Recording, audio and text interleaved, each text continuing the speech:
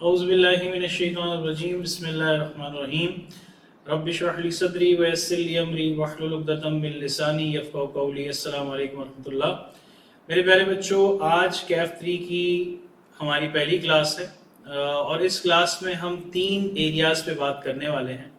सबसे पहला एरिया ये है कि ये सब्जेक्ट का जो मकसद है वो क्या है, ये सब्जेक्ट मुश्किल है क्या आसान है, पहली बात। दूसरी बात ये, इस सब्जेक्ट की अप्रोच एक स्टूडेंट को कैसे करनी चाहिए, और तीसरी बात, ये सब्जेक्ट आपको क्या क्या चीज़ें सिखा सकता है। क्योंकि आज की इस क्लास का मकसद हमारा सिर्फ यही है कि कैफ 3 के साथ आपको फेमिलैरिटी करवाना। जो आज सुबह हमारी लाइव क्लास हुई उसमें इंटरनेट की खराबी की वजह से हम अपनी क्लास को रिकॉर्ड नहीं कर पाए, तो वो जो सुबह हमने जो चीज़ें हमने डिस्कस की अपनी क्लास में, वही चीज़ें मैं आप लोगों के लिए यहाँ पर सेपरेटली रिकॉर्ड करके अवेलेबल कर रहा हूँ। सबसे पहली बात जो हमें यहाँ पर समझनी है कि हमारा जो कैफ 3 का पेपर है, इसको यहाँ पर लाने का रीज़न, देखें, ये जितनी भी बातें मैं आपसे करूँगा ये मेरी अपनी सेल्फ एनालिसिस है, ये मेरी अपनी सेल्फ रीडिंग है, रिसर्च है। तो इस पे जो भी मैं आपसे बात करने वाला हूँ वो मेरी अपने एक्सपीरियंस को देखते हुए बात करने वाला हूँ। देखिए, सबसे पहले हम इसके मकसद को समझते हैं कि कैफ 3 का मकसद क्या है और ये पेपर किसी दूसरे पेपर की कोई कॉपी है या क्या चीज़ है। देखिए, हमारे पास सीए के अंदर एक चीज़ है जिसको हम कहते हैं एचओसी। एचओसी का मतलब होता है हैंड्स ऑन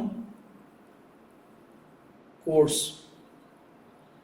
और ये 2 लेवल पे हमें करने को मिलता है, एक कैफ के लेवल पे और एक सीफैब के लेवल पे। आज से कुछ साल पहले आईकैप ने जब इस एचओसी कोर्स को इंट्रोड्यूस किया तो कैफ लेवल पे उन्होंने एमएस ऑफिस और साथ ही साथ पीपीई को इंट्रोड्यूस किया, ठीक है।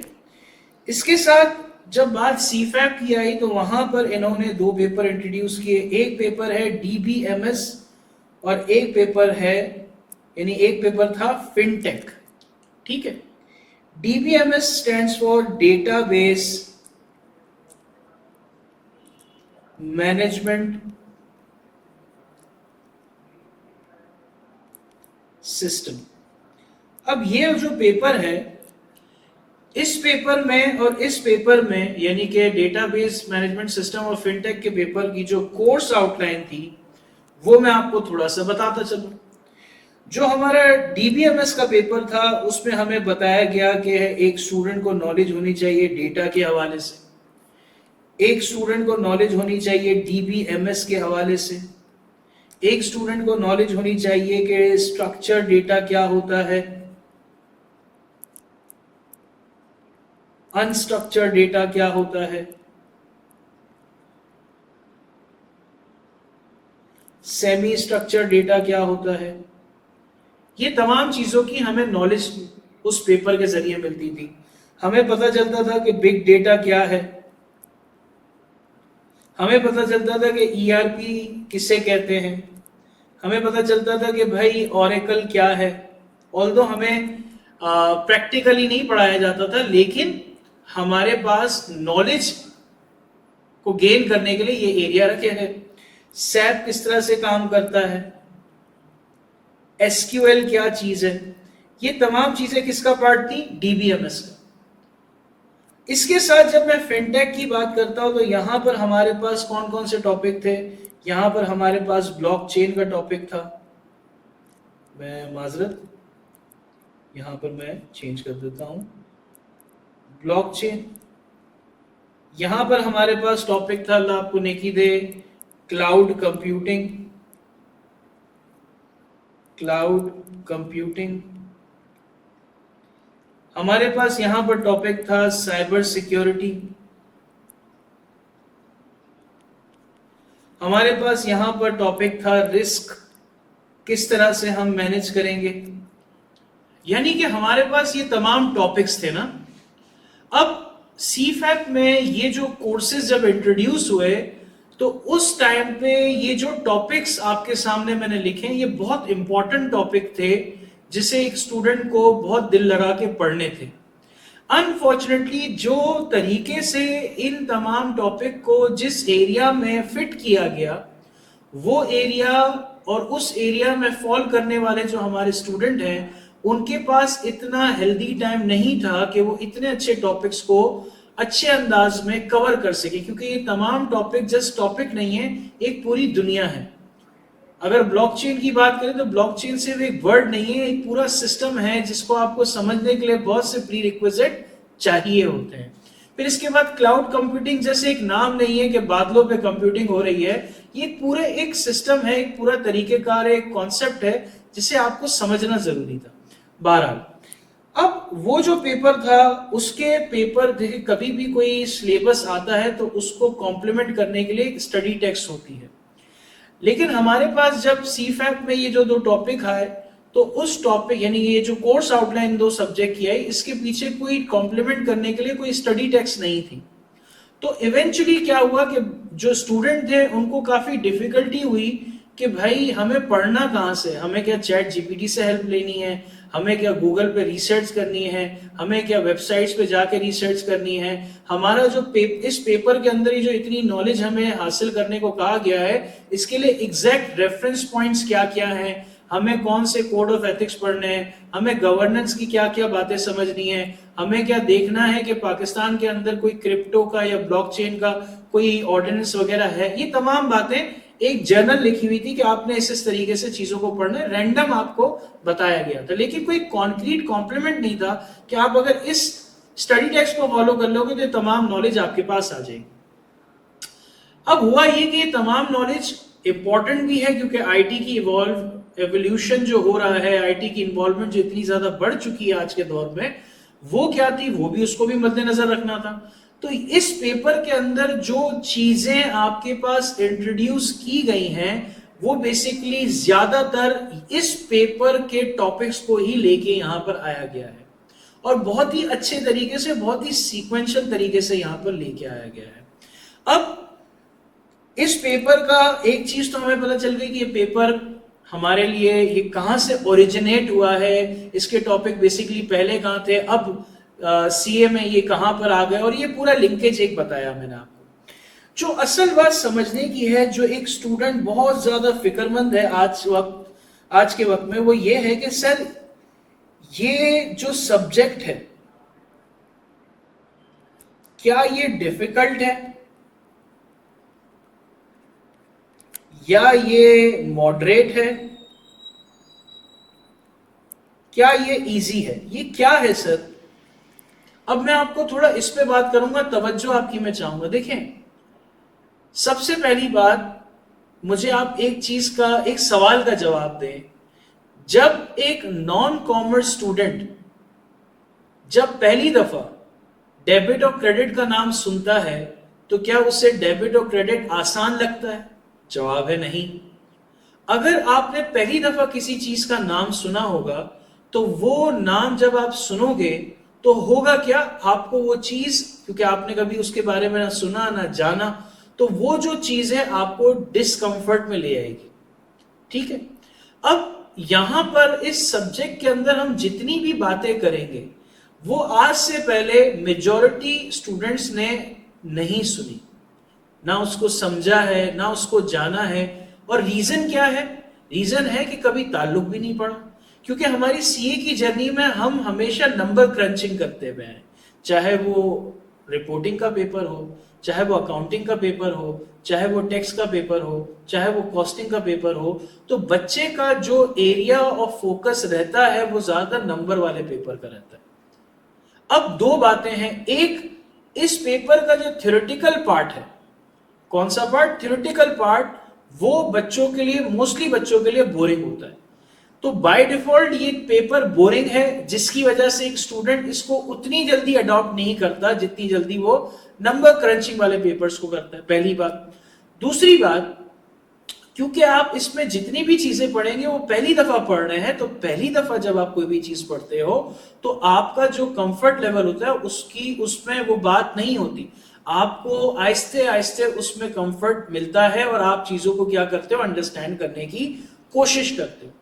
अब यहां पर मैं एक एग्जाम्पल से आपको बात समझाऊंगा कि इस पूरी जर्नी के अंदर, इस पूरे कैफ 3 की जर्नी के अंदर एक स्टूडेंट को क्या चीज समझनी है, उसे उस एरिया को, उस फॉर्मूले को अगर आप अच्छे तरीके से समझ जाएं तो इंशाल्लाह ये पेपर नहीं, आपको हर पेपर आसान लगने लगेगा। अब मैं आपको एक एग्जांपल देता हूं और मैं आपको कहूंगा कि इस एग्जांपल को आप खुद एनालाइज करें और मुझे साथ साथ बताते भी जाएं।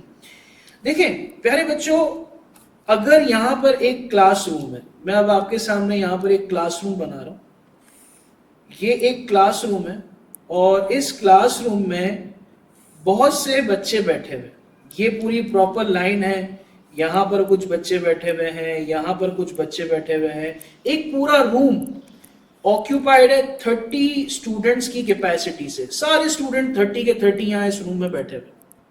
अब फॉर एग्जांपल जब एक न्यू स्टूडेंट इस क्लास का पार्ट बनने के लिए आएगा तो वो सबसे पहली चीज क्या फेस करेगा, वो सबसे यानी ये न्यू स्टूडेंट जो क्लास में आया है वो सबसे पहले क्या फेस करेगा, वो सबसे पहले ये फेस करेगा कि भाई कैपेसिटी क्या है रूम की, 30 स्टूडेंट की, वो आ गया एक एक्स्ट्रा।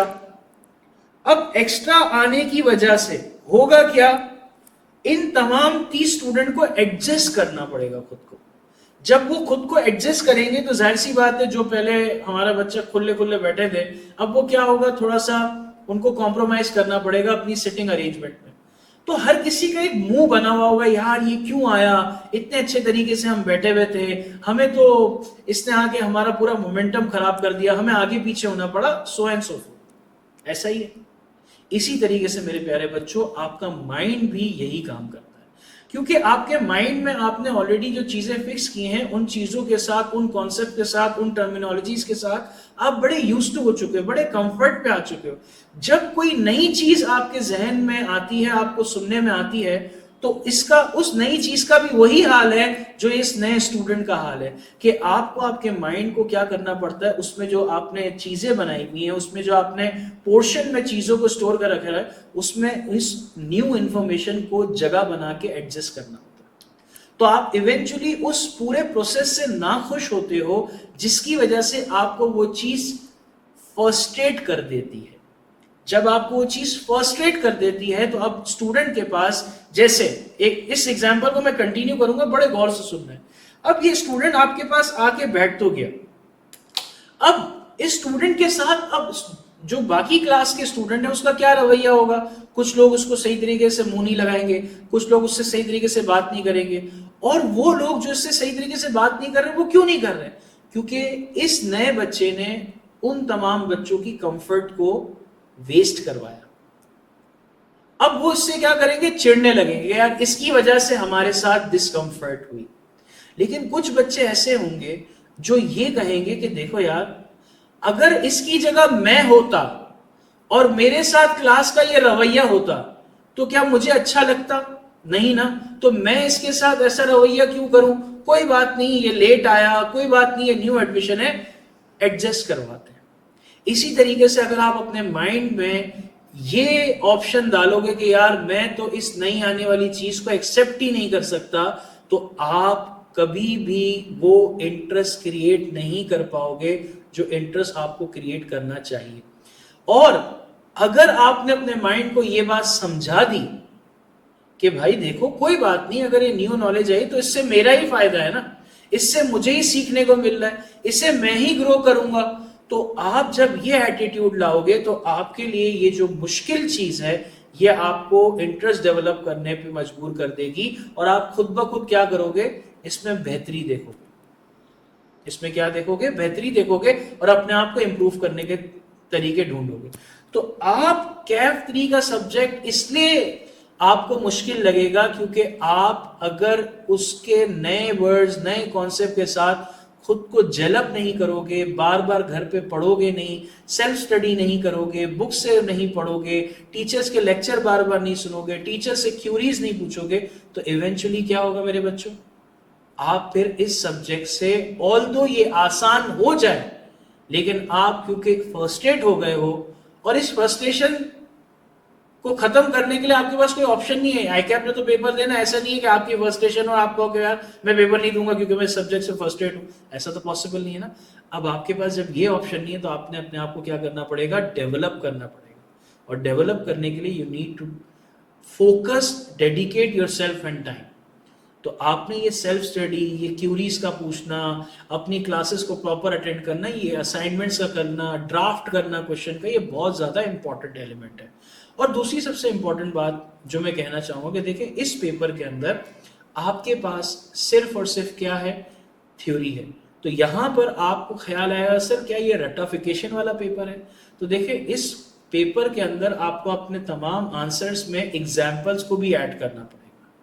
अब आपका जो आंसर है वो आपकी एग्जाम्पल को, आपकी जो एग्जाम्पल है आपके आंसर को कॉम्प्लीमेंट करनी चाहिए।